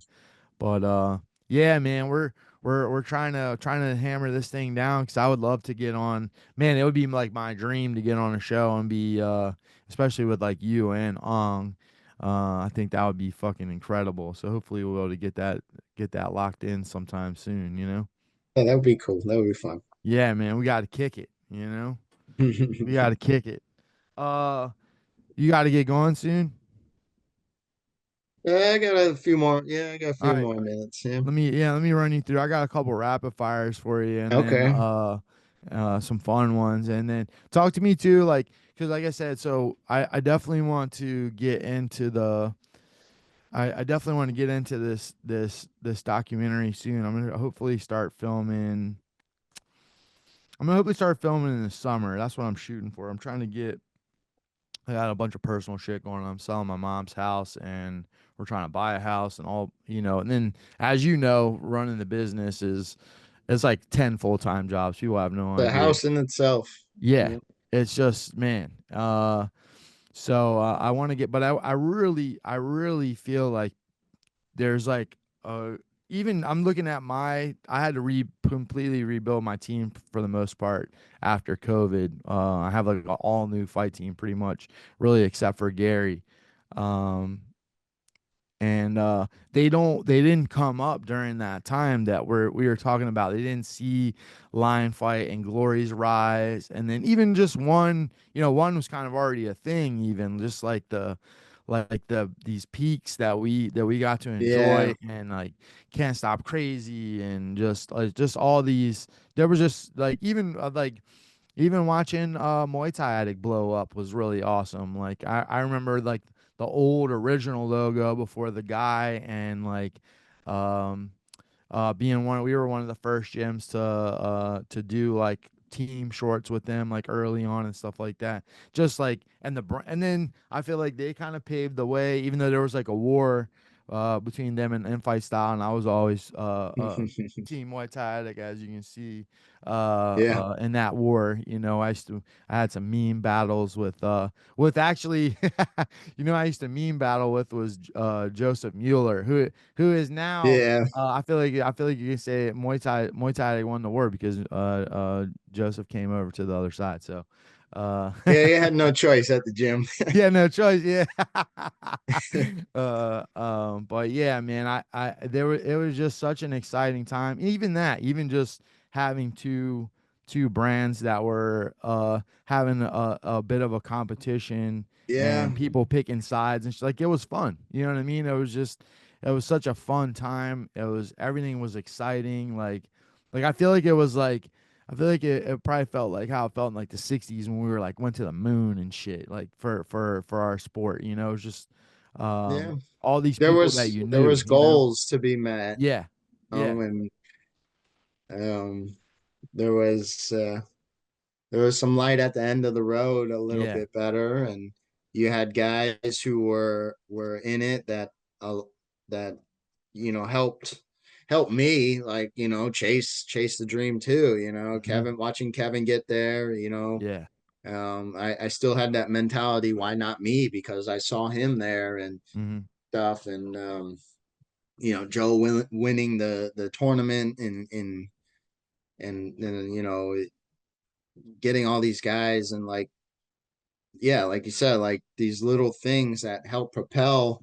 For sure, I see it in my gym. I was just having the discussion with Lewis, and I'm like, man, I Yeah. don't know what is up with this, like, this, because this is a completely new team. Like, I mean, Yeah. it's completely new, and they're all in their 20s and stuff. And I'm like, man, they don't, they don't have the same, like, kind of goals as we all did, and they don't have the same, like, intensity to fulfill, like, the the want, I guess, like, as Yeah. bad as I wanted it. Like, Yeah. Yeah. Yeah. man, like, I feel like I really do want this more than the guys, and that's almost like, and I always tell them, like, I can't be that. Like, you guys got to have that in you. And then it's still like kind of deer in the headlights. Like, what are you even talking about? Yeah. Yeah. Yeah. Like, like, they see me on one, and they definitely, like, see that, but like, I can definitely see that in my gym, and I'm like, they're not chasing fights, they're not trying to get as many fights as they can, Hmm. um, Hmm. Yeah, it's and weird, like, right? It's like what changed? But I think it really is just that like there was just such a clear path like during yeah, that time, you know? like Cindy and Scott, I'll give it to them. They gave us that platform to Yep. where, like, yeah, everybody, even though it was what it was with the Yeah. pay, it was like, well, this is the next step. This is, Hmm. and there's, you can be something, like, you can do something with it. But also, like back then, um everybody knew you weren't getting paid like that. Yeah. Now Yeah. Yeah. Yeah. everybody, like, UFC has really risen the pay grade, um to the point it's like, yeah, like, I mean, you kind of knew, like, this was always going to be a passion project, but Yeah. um now I think, like, especially with how you can make money just talking on things like this, Yeah. um like, the the reward factor for a lot are seeing that it's not as like that. Like, it's Yeah. like, my reward was, I get to be on TV, like, Right. Right. and Right. this is Right. going to Right. help my business, my brand, and then I'm going to utilize this. Like, it was never like, yeah, I had a bit of like, oh, I'd be world champion, I'm going to get paid, ridiculous amount of money. Like, yeah, that kind of was in the back of my mind, but at the same Yeah. time, I was like, I don't want to just fight to fight, like, Yeah. I can understand that, like, I don't want to just fight to fight. Like, I want to fight with the next step being better than what was, in front of me now. So yeah, I totally agree on, like, we had things that help motivate us and push us, Yeah. and it's, I guess it's hard to, I can't see it through that lens anymore like that. And, Yeah. like I used to, like, even nowadays, like, I can't compartmentalize things as easily as I did, because I have a daughter and a family to Hmm. feed. And it's like, yeah, I used to be able to block out shit like it was nothing, like, and just Yeah. focus on my craft. And now, like, times have changed. As you can see, economy is not in the same state that we were in Yeah. 2015, Yeah. where, things were still pretty, like, everybody was on the rise and high up, and you could do things for yourself. And maybe, like, yeah, the money wasn't there, but it wasn't also like, oh, if I do this, and, like, it's gonna stop me from doing something else. Right. You could follow that dream and still be okay. And so I can see a little bit, but it's always has been with this as a passion project. It's always how it has been. So Yeah. you got to find some motivations for sure to help continue, because when you're out of that, you're in that stage of like 25, 26, 27, and things aren't really looking, they're looking bleak. It's like, damn, like, why do I keep chasing? Yeah, yeah, yeah, And yeah, then you got probably more horror stories than reward stories in this yeah, game, and yeah. It's hard. it is. I guess, like I said, I'm hoping that like showing people the people that came through, and like I said, you're a big part of the story that I want to tell, because you were like you were like not to speak for you, but I would assume we're inspired by the people that kind of kicked it off and Mm-hmm. like Yep. got in there and then even fought Kevin and then went on to the next part of it, which is where Right. everyone's trying to get to now. So Right. it's like Right. you're kind of the bridge between what's going on now and what we I feel like hope could potentially get us back to that mentality, and where we all came from that lived through that era. And yeah, you're definitely a key part of that. I Mm-hmm. maybe COVID would just knock it out of a lot of us too. I think that was Yeah. definitely such a crazy time, like It was scary. just bleak, you know what I mean? Like, Yeah. what does anything even mean? And like, if I build this, is it all gonna fall apart? And I mean, I've always been with my fighters. I'm like, listen, just because of the nature of what we do and the fact that there isn't a ton of money in it, obviously, like early on, and that might be all that you ever get to. I'm like, have a plan, like whatever if you're a plumber by day, like if you make a little bit of money, like start a plumbing company and like let Yep. like have somebody help you run it and let them focus on that, so like when you come out of fighting, like you're the guy that fought on prime TV or whatever, and that they're booking your company maybe because of that, and use that to help you maybe make some money for the rest of your life type thing. Like I always try to get that into their heads, and not just like don't just plan to be Conor McGregor and put everything else aside and then try to figure it out, because you're gonna wake up one day and you're gonna be mad at me, and I'm gonna be like, no, I told you. Yeah, I think it's important for us to also help as coaches, like steer them in the right direction, as far as that stuff goes too. Um, but yeah, I definitely agree with like what you're talking about, where it's that same fire is not in everybody, and I do think part of it is just the fact that like there's just that path probably seems a little like now it's like how MMA guys were maybe like 10 years ago, where it was like, okay, I want to get to UFC, but like, how likely is that? You didn't have the contender series, or I don't know. There was like the path to that might have seemed a little bit more far fetched. Although, I don't know. MMA is tricky too, because like guys have like 8 amateur fights and then just turn pro and sometimes end up there like within a Yeah, few I think fights. I So it's think the definitely path different. is a bit. I think it's a bit easier. Yeah, yeah, A yeah, bit right? easier. Yeah. There's you can avoid big names for a while and Yeah. then be where Then you you're in want the to shit. be. Yeah. And I think like for me, like being able to chase, like for one, I had Kung Lee. Like I saw it when in the Mhm. beginning and I wanted to be like him. Yeah. But then like when I started competing, like it was like, oh, here's the guy who's doing it, and he's really Right. doing it. And that was Kevin. Mhm. And like I always admired him, and at the same time, like was like, I don't want to say jealous, but I was like, he's the guy who I wanted to, he's my next step. He's the guy. Yeah. If I beat him, I become number one. Yep. Therefore, I get the name recognition. I Yeah. get the opportunities that he's getting. Yeah. Right. And I think you need that. You need that Yeah. in this sport, because we Absolutely. don't we don't we don't have that, but you also need that platform, and we don't necessarily have that Muay Thai platform in the United States yet. Yeah. Like guys are doing well. I mean, like Freedom is great, Mhm. Warriors Cup is great. Yeah. but sometimes they're stagnant too, and it's like, well, like like production value, I think, goes a long way. Getting TV Definitely. time goes a long way, Yeah. and that motivates people to do it. And Yeah. when you don't have it, you're like, well, what do I do? Do I go to Thailand and like fight over in Thailand?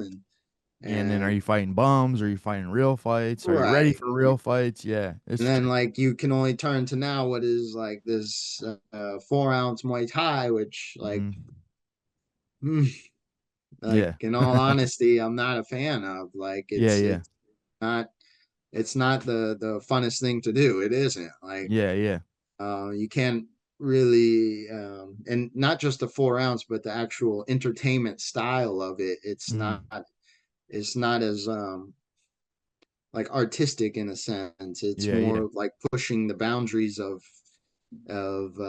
bare knuckle, Mm. like dog fighting, and we see it. Like you see it all the time now, and like some of the best knock moys in there are getting starched by people you've never heard of because they Yeah, can yeah. just come forward with hands and stuff. And I'm in a sense, I don't want to say I'm guilty of it, but I know the kid that I fought for 50 and beat 50 G's was like, he was better than me in Muay Thai. Like Yeah. I could feel his kicks, they were better than mine. Yeah. And like his style like was more, up that alley, but I knew like something just a little different than he wasn't expected of, Yeah. and the rules allowed that for me. So like, yeah, and then like, yeah, everybody sees that it's one, so you're like, okay, well, how do I get to one?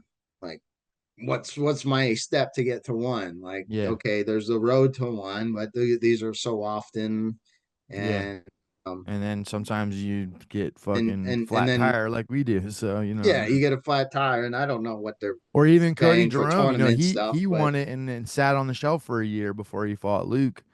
For what I don't even know exactly, why. They just didn't he didn't get his exactly, first fight for like a whole year.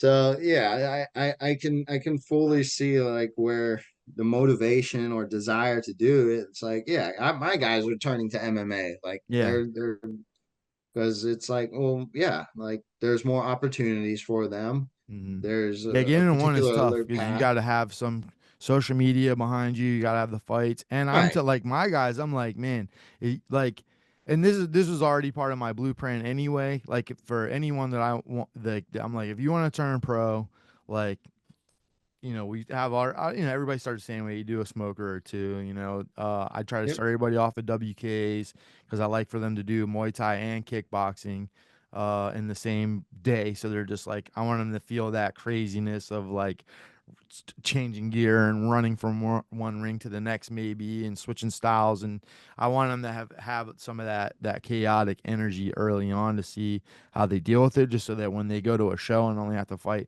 one person, one rule set, it's like, okay, this is great. And then obviously like Warriors Cup and some, we have a couple shows that we like to fight for, but I tell them like one of your ultimate goals should be to go to IFMA. So I'm like, if you want to fight as a Right. professional, like you want to get used to fighting people that are just ridiculously out of your, supposed to be at least ridiculously out of your league, because that's all you have to really look forward to if you stay on the path long enough. If you're gonna Yep. eventually be a professional champion, like you're gonna have to fight some fucking killers. Yeah. So You're it's gonna like go from get this used to to it now. Yeah. this. Yeah, so I think, and you did that. You know what I mean. You went to IFMA. That's why I never had any doubt in your being prepared, because you did all the paths, you did all the side quests to get to the Right. big boss battles and shit like Right. that, and had stellar performances in IFMA, and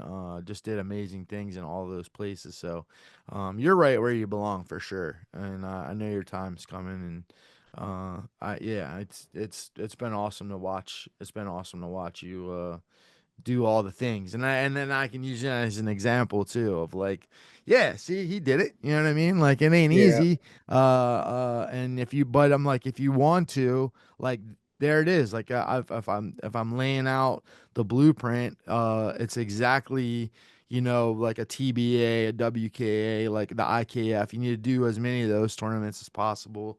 You need to hit the big shows, the Freedoms, the Warriors Cup. Obviously, is a huge part of our process, and the USA Muay Thai. And now that we had, because when we were coming up, you just had to, you just had to get on. You had to have, done enough stuff in the sport and fought big people to like get a chance to be on the team, and then you're just in the shit. You just go over there and you fight the best in the world.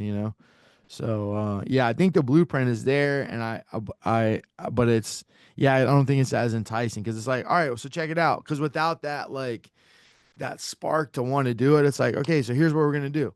We're gonna do all these really hard tournaments, and we're gonna fight on the best shows. And we're probably gonna be a little mismatched because we're not from where the shows are taking place, but it's all good. And then after that, we're gonna go to IFMA. We're gonna fight the best of Mhm. the best people, probably you have never heard of, that are gonna give you the hardest fights of your life. And all that is to lead to maybe getting a chance to fight on one where you're gonna get paid good money, but you also might get obliterated with 4 ounce gloves. And I think before it was like, hell yeah, that's awesome. And now I guess it's definitely lost a little bit of its luster to this era, this like generation. But yeah, hopefully we can reignite it a little bit.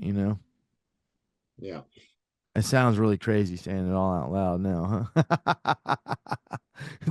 To them, you know what I mean? I feel like to them, it's Well, you like to got to be us. crazy to do You this. got to So be crazy. Yeah, got yeah, to be yeah. a bit You crazy. can't stop crazy. Yeah, you got to be a little bit crazy, a little arrogant, a little confident in yourself. So got to No, have and a I strong do mental. I guess having uh like for you especially, like having somebody like Kevin to kind of like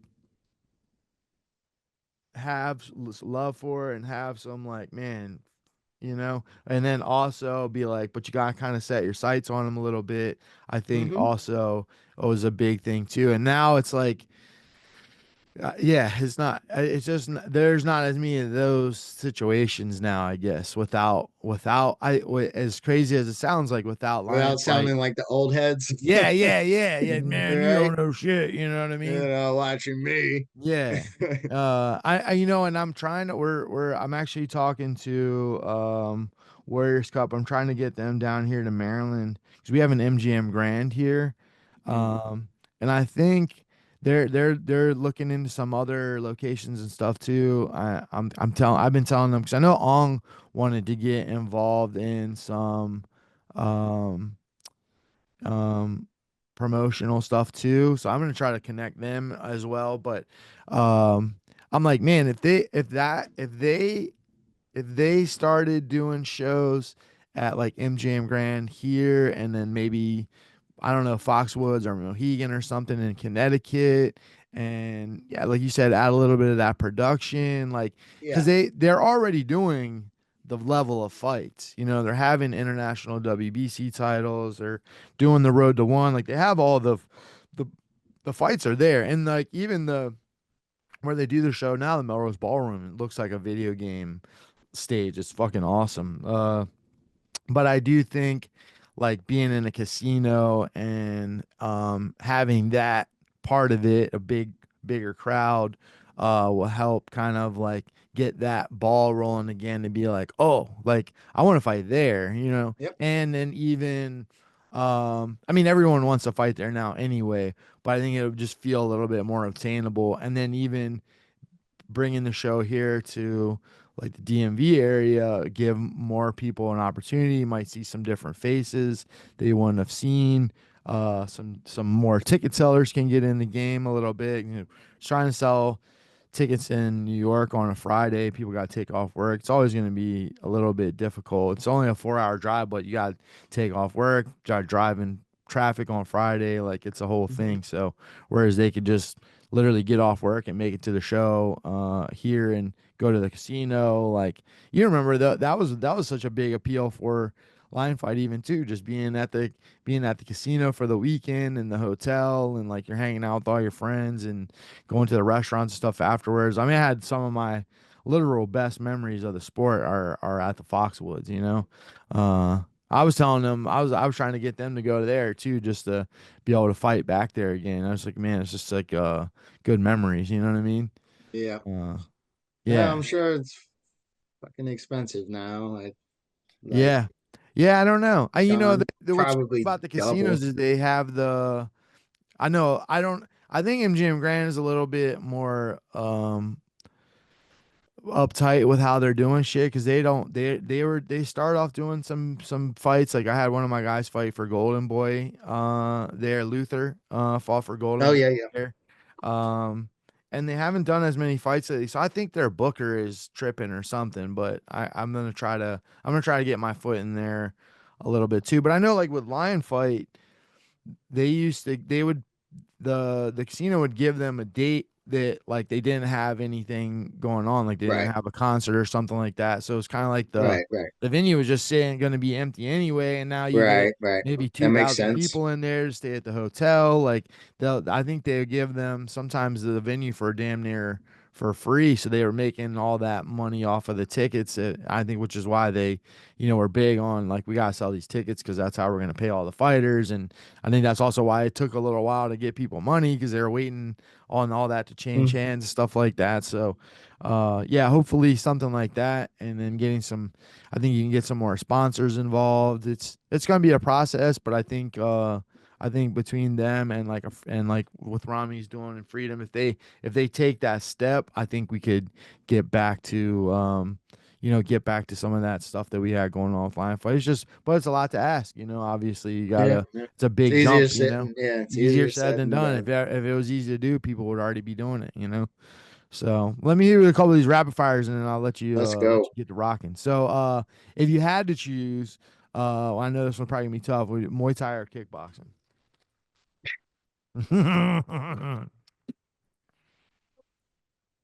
Kickboxing. Yeah. Okay. I understand. Um, favorite knockout? Yours. My favorite knockout would be in the amateur scene against Joey Hernandez at Friday Night Fights, spinning back Okay. elbow. Yeah, I remember that one. I remember that one. I remember that one. Fighter you looked up to the most coming up? Was Kung Lee. That's fire. I love that story. I'm so glad that we touched on that. Hardest fight of your career? Um, so far, Lineker. Yeah, yeah, yeah, yeah. That fucker.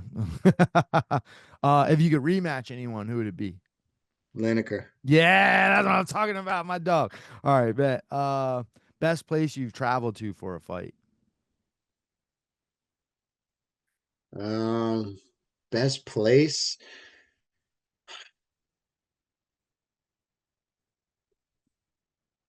Overall, I would say Singapore. Man, I hope to God we get to fight in Singapore. I've heard nothing but awesome They things. take 10% though of your pay right off Oh, the bat. that's cold That blooded. wasn't Damn. too that wasn't too nice. Yeah, that's not dope. Maybe I don't want to fight in Singapore. Maybe we'll just Yeah. visit. Dream fight, past or present. Like if you could fight anybody, who would you want to fight? Dream fight, past or present. Sanchai. Sanchai. Yeah, I like it. I like it. Hell yeah, brother. Well, listen, I really appreciate you coming on. I'd love to have you back on again soon, maybe in a couple months or something. Try to check back in with you. I definitely will be in touch about this documentary because I would really love for you to be a big part of it. Thank you. You're a huge part of the story that I want to tell, and I think you're. I mean, you're, like I said, you're like the shepherd from that era Mhm. to this era right now. And I would love for maybe some of the newer people that didn't get to follow you through that path into this path, like, get on your line a little bit and raise up the Asa stock even more too, like you Yep. deserve. I feel like I guess that's the other thing that I'm missing a little bit is, like, I feel like we rode for each other a lot more. Like if there was an American in the mix doing something, or even just, I don't know, I feel like everyone kind of rallied behind each other a little bit more. during that era too. And I just would like to see that a little bit more. So hopefully this will kind of spark some of that back up. And you always have all my love and support. And yeah, I'm rocking with you till the end, big dog. Yeah, let's get All right, my it. brother. Thank you again so much for your time. I appreciate it. And we'll get this thing out next Wednesday. Awesome. Thank you. All Thank you, right, Jason. brother. It was Have a great good talking. day. I'll talk to you. Yes, sir. All right, brother.